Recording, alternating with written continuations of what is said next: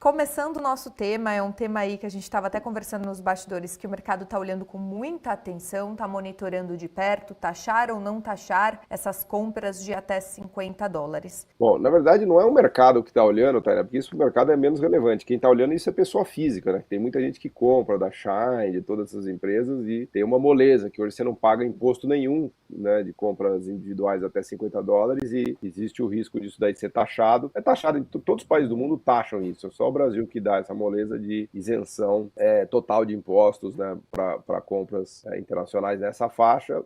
A grande questão aí é que é uma competição desleal com o produtor doméstico. O produtor brasileiro produz algo que você precisa pagar imposto, precisa pagar IPI, precisa pagar PIS, COFINS, ICMS, então não há uma isonomia, porque o governo não cobra nada do que vem de fora, mas cobra de quem produz aqui dentro. Então você comprou uma camisa de uma empresa brasileira, você tem que pagar um monte de imposto. Se comprou uma camisa do chinês, aqui importada, você não paga nada. O governo, na verdade, acaba prejudicando o próprio produtor brasileiro. Por outro lado, o consumidor fica feliz, porque ele pode comprar mais barato sem pagar imposto, então as pessoas estão meio bravas, elas não querem ser taxadas, né? O Lula, inclusive, está sinalizando que ele eventualmente não vai taxar, né? Porque ele está preocupado com a questão da eleição. Mas é mais ou menos isso que está na mesa, que está em discussão, né, Tainá? E aí a primeira pergunta que eu te faço, já pegando esse gancho do imposto, como é que funciona esse imposto, Paulo, para compra acima de $50 e para compra abaixo de $50? Então, hoje esses itens estão isentos. A ideia é colocar um imposto nisso. Então, você vai comprar. Na verdade, o gasto médio das pessoas físicas é de $25. Então, você compra lá uma calça, uma camisa de $25, não tem imposto nenhum. Se mudar a lei, vai ter uma incidência de imposto de, sei lá, 10, 15, 20, 30%. Então, a camisa vai custar os $25, mais essa taxa de 20 ou 30%. Né? Mas atualmente a gente tem, por exemplo, a gente tem a isenção até $50 de compra PJ para pessoa física, mas para empresas PJ que aderirem ao programa Remessa Conforme. Acima disso, paga-se o imposto. A proposta é taxar tudo para que não haja, mesmo que a empresa entre no Remessa Conforme ou não com a nova reforma tributária, a proposta é que todos paguem esse imposto para trazer esse equilíbrio entre comércio internacional e comércio doméstico? Isso, porque se você comprar a camisa produzida no Brasil, você paga imposto. Se você comprar a camisa produzida na China, você não paga o imposto. Esse é o ponto. Agora, isso é uma medida impopular, porque você pode comprar um negócio mais barato da China, por que você vai comprar o mais caro do Brasil? Aí o consumidor fica bravo, né? Todo mundo fica bravo de pagar imposto, ninguém gosta de pagar imposto, mas você precisa pensar do outro lado que se não tiver produção doméstica, também não vai ter emprego. Então, não adianta nada você comprar coisas baratas e não ter um emprego para ter um salário para pagar essas coisas. Então, a produção doméstica também é relevante. Aí o governo está no meio dessa bola dividida, ainda mais em ano de eleição municipal, né? Ele não quer desagradar muito os consumidores. Vários países taxam. Vamos entrar naquele tema que acho que é um tema, inclusive, que você tem um livro sobre estimular a nossa indústria doméstica, certo? É proteger a nossa indústria e o nosso comércio doméstico. Essa proposta seria fundamental para isso? A ideia de você proteger uma indústria, ou uma indústria que a gente chama de proteger a indústria nascente, é parecido com a questão de educação de um filho, né? Quando o seu filho ainda é pequeno, é jovem, está estudando, você precisa proteger ele até que ele cresça, estude e se vire na vida, né? Então a ideia de proteger a indústria, só quando a indústria tem baixa competitividade, tem baixa capacidade de competir com o estrangeiro. Não faz sentido você proteger a Boeing para ela competir com a Airbus, né? Não se trata disso. No caso brasileiro, a gente está falando de empresas que são pequenas ainda, que tem uma escala pequena e que tem que competir com empresas gigantescas e com escala enorme, né? Então a ideia de proteger vem daí, de você dar uma chance para a empresa crescer, ganhar escala, investir em inovação e aprendizagem, e depois tira a proteção e ela que se vire, ela que compita. Hoje em dia, a China protege muito e dá muito subsídio para suas empresas lá na China. Então, quando a gente compra um produto de uma empresa chinesa aqui, na verdade, a gente está se beneficiando do subsídio que o governo chinês deu para a empresa chinesa lá na China. É ele que está ajudando a empresa dele lá, né? E aí a gente está comprando aqui a camisa chinesa. Na verdade, não é nem chinesa, é do Vietnã, do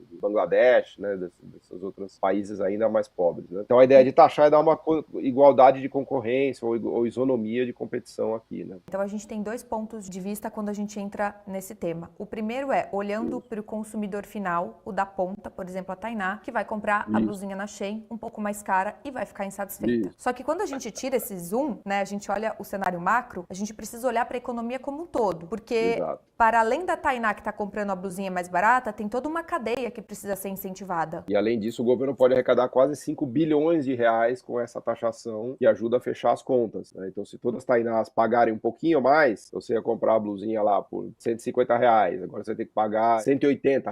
Então, esses R$ 30 a mais que vai te deixar brava, somando tudo, dá R$ 5 bilhões de arrecadação para o governo por ano, né, e dá uma isonomia para as empresas brasileiras conseguirem competir com essas empresas asiáticas. Então, aumenta a chance da gente gerar emprego aqui, da gente expandir a produção doméstica e empregar mais pessoas em atividades de maior qualidade. Então, tem a ótica do produtor e a ótica do consumidor. Da ótica do consumidor, taxar é ruim. Da ótica do produtor, taxar é bom. E o governo vai ter que arbitrar isso daí. Eu acho que no final o Lula vai acabar colocando uma taxação mais baixa, tipo de, sei lá, 15%. Bom, Paulo, do ponto de vista de arrecadação, algo mais que você queira contextualizar? O quanto que vai ser importante essa arrecadação nesse ano e para os próximos anos também? Então essa conta aí de arrecadação que pode chegar na arrecadação, tem a direta e a indireta. A direta é o que vai para os cofres públicos direto do imposto, e a indireta é o que, quando você gera mais atividade na economia, todo mundo acaba pagando mais imposto porque tem mais atividade, né? A gente está falando por exemplo, o mercado espera que o déficit primário desse ano fique em 70 bi de reais. Então não são esses 5 bi de reais aí que vão resolver a vida do déficit primário, mas ajuda. De 5 bi em 5 bi, se somar tudo isso, chega aí que ajuda a fechar o buraco fiscal. Então tem esse lado, né, sem dúvida, de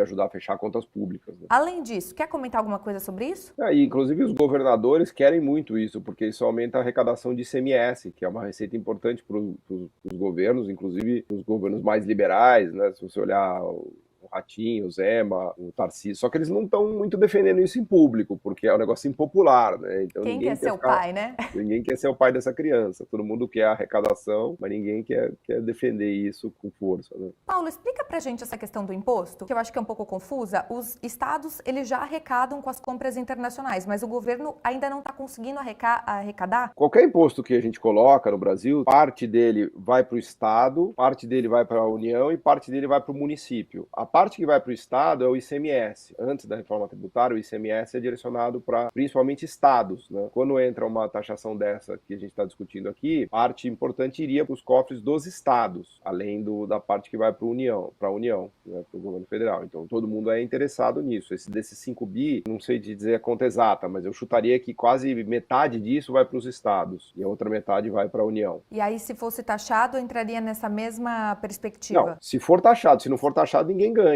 Só ganha se tiver a taxa, o imposto. Esse é o ponto. Do jeito que está hoje, esses 5 bi ninguém ganha. Se for tributado e taxado, todas as pessoas físicas vão pagar o equivalente a 5 bi de reais por ano. Vamos dizer, grosso modo, metade disso para os estados e outra metade para a União. Hoje, as empresas internacionais que fazem comércio com o Brasil, por exemplo, a Shein, que está vendendo uma blusinha aqui para o Brasil, ela não paga nenhum imposto? Ela paga se ela produzir aqui no Brasil, ou se ela exportar para o Brasil valores acima de $50. Então, por exemplo, a Shein vendeu um lote de roupas gigantesco de, sei lá, $10 milhões para uma empresa de atacado aqui no Brasil que depois vai vender para você no shopping a roupa que você compra, né? Tudo que for acima de $50, ou que ela exportar para o Brasil, ela tem que pagar o imposto aqui para internalizar, ou se ela produzir no Brasil, ela também tem que pagar o imposto de produção aqui no Brasil. Só que se o valor unitário for abaixo de $50 e esse bem vier de fora, aí que não paga nada, aí que está a controvérsia. Tem um buraquinho aí na legislação que é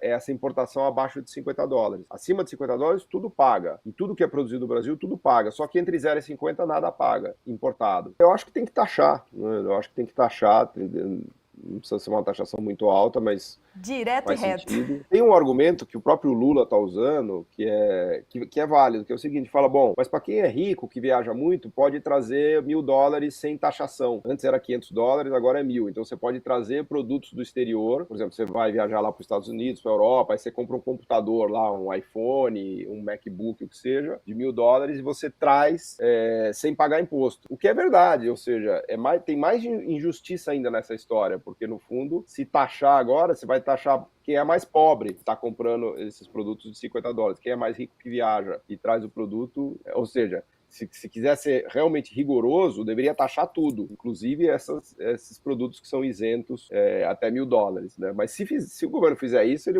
provavelmente vai sofrer um impeachment, né? Porque a classe média vai querer matar o governo se ele fechar essa porta aí, que é uma porta que está no Brasil há décadas já. Antes era $500, agora é 1.000, né? O Bolsonaro dobrou de 500 para 1.000, mas é o mesmo caso que a gente está discutindo aqui, né? Só que para compras de maior volume, né? Essa discussão de taxação, ela é uma discussão questão de que desde que o mundo é mundo, os economistas discutem isso, né? Por exemplo, nos Estados Unidos, quando eles ficaram independentes da Inglaterra, eles começaram a colocar um monte de tarifa em cima de produtos ingleses, que eles queriam ajudar a indústria americana a concorrer contra os produtos britânicos. Ou seja, o tema que a gente está discutindo aqui, em pleno 2024, é a mesma discussão feita em Nova York em 1795.